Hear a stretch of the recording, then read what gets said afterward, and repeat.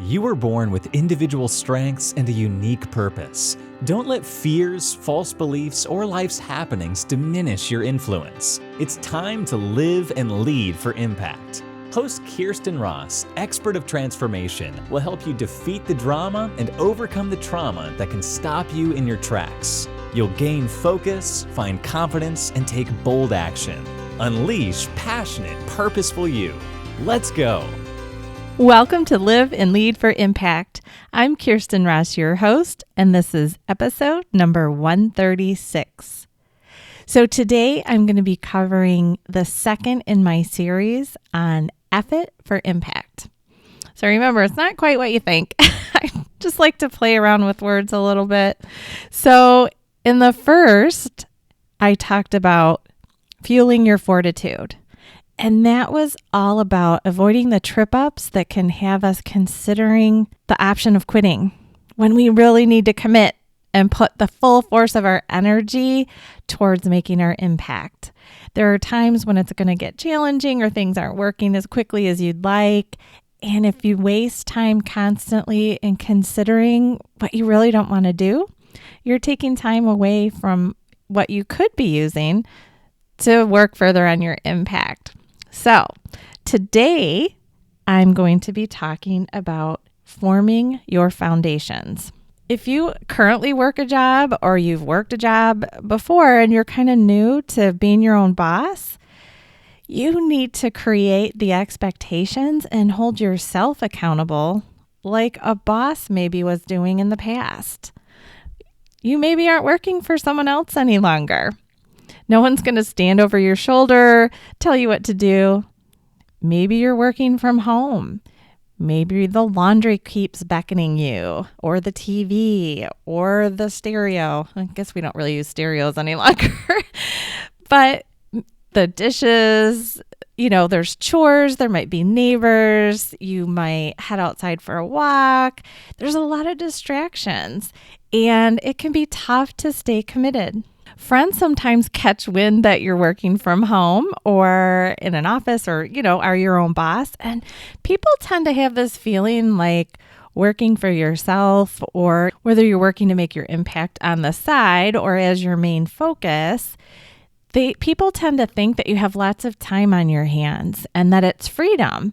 And what they don't realize is there are a lot of duties and expectations, things you got to get done.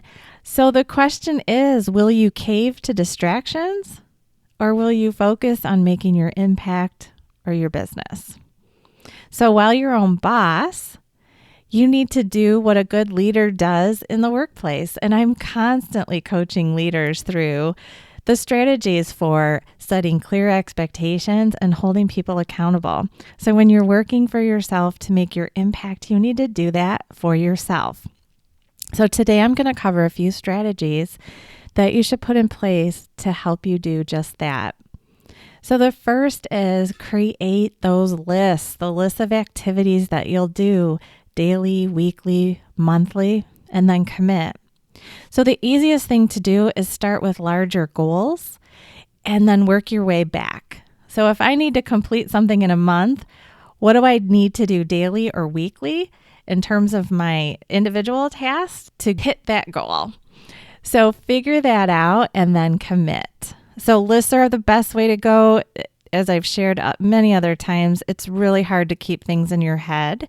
It's harder to commit. It's harder to say yes or no appropriately. And you can have yourself feeling overwhelmed if you're circling that list over and over in your head. Remember, your brain doesn't know the difference between 5 things that you're repeating 100 times and 500 things. So the next thing is find a calendar system that works for you. And I recommend one calendar for everything. There are some great options. I'm a digital person. I know some people like to see things visually, but what I've seen too often, it seems like visual people sometimes have multiple calendars, and that gets really messy. But find one that works for you, and I recommend setting some general business hours. So when are you going to work? So even if you don't have meetings with others, you need to create those meeting times basically for yourself. So think about what are your best times to really concentrate and do your best work. And some people schedule right down to the 15 minutes. Some people know that there's a 2-hour window of time, for instance, and they just know that they're going to get certain things done. They're not actually scheduling each of the individual things in. But whatever works best for you, you need to get a calendar and keep it. And on that calendar, like I said, you should have some basic business hours. When are you going to do your work? I recommend considering the energy that you have.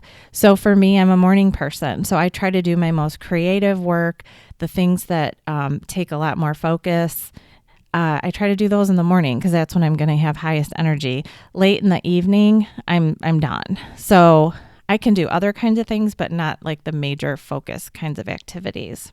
To help you stay committed and build in that accountability, use some rewards or punishments. Again, consider what works best for you. So some people like the carrot and others like the stick. So if you're the carrot person, you want to reward yourself, spend a good chunk of time, productive time, get certain things done, or spend a very focused 2 hours or 3 hours, whatever you want to do, whatever goal you want to set for yourself, and then reward yourself with a quick phone call to a friend, a walk, hop on your elliptical or your treadmill, go to the gym, but get the tough stuff out of the way first and then give yourself that reward. The other thing is you might punish yourself. So if you're not doing what you need to do, then you don't get to, you take away, you give yourself consequences, just like you do for either employees or maybe your kids. So find some things that you take away that you don't get to do. You don't get your little hour of TV time that night, or you don't get to have the phone call with the friend. Maybe you keep a jar where you have to put cash in it every time you miss a goal. Find something that works. I mean, again, it's just like when we are creating consequences for our kids, we have to find something that makes sense to them if we're going to use consequences. Start to create some really good habits. So like I said, there are times when you have more energy or less energy. There are going to be some tasks that you don't really like doing. So make a list of the ones you don't really like doing, and maybe you do those first. Get them out of the way instead of having them hang over your head all day. Otherwise, you can end up with, distractions and avoid doing them altogether. So create those habits that work for you. Hopefully, you'll spend most of your time on things that fuel you versus sap your energy. But try to find a mix that works for you and create the good habits. All of this is about self-awareness, knowing what works for you. Definitely have some foundations for organization. So where are you putting things? Keep your workspace organized. Now, I am not a perfectionist. We actually have been working to sell our house and have had showings all last week. And wow, was it not in my nature to have everything pristine before I left each day. But so it's not necessarily about perfection, but if you're spending time looking for things all the time, you need a better system, because all of that is lost productivity.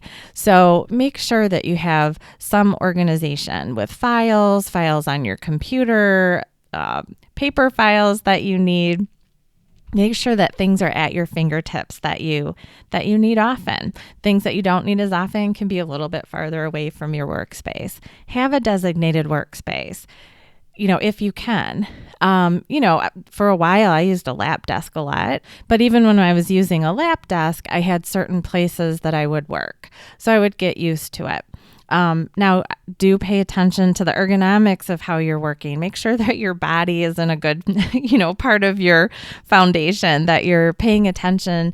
Stand-up desks are great. That's what I have now. I can sit at it or I can stand at it. And so I can pay attention to, my back and my arms and my head and kind of trying to keep everything well aligned while I'm working. And that's a really important part of creating that good foundation for our work too. Because if you end up hurting by the end of the day, that's not good.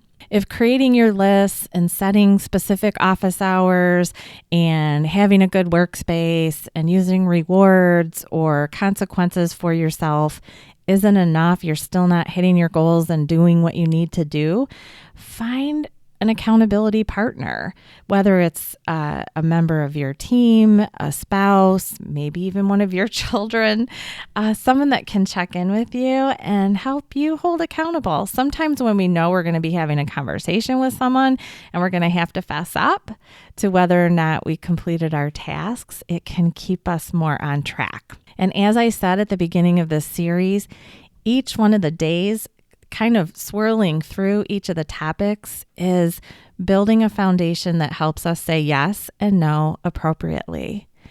And if you have specific office hours, if you have a list of tasks that you have to complete daily, it is way easier to create the self-discipline to be able to tell someone no if they're asking for your time and you haven't completed your tasks. You're going to know. If you're not certain, or if you don't know if it's time for you to end the work towards your impact, it's a lot easier to just say yes when maybe you really shouldn't. If you're not accustomed to saying yes and no appropriately, you probably have become a yes person. So you're going to need reasons, rules that help give you the extra tenacity to say no when you really need to. And having the facts, the list, the calendar to kind of back you will help you work that muscle while you get better and better at saying yes and no appropriately. So I hope these strategies will help you form your foundations so you can continue to work to make your big impact in this world. And if there's anything I can do to help you, please reach out. I would love to hear from you. Go to defeatthedrama.com, click on the podcast tab, and then connect with me. I'd love to hear what you're getting out of this podcast, or if I can help with a specific challenge that you're working through. Until next time, make it a great day.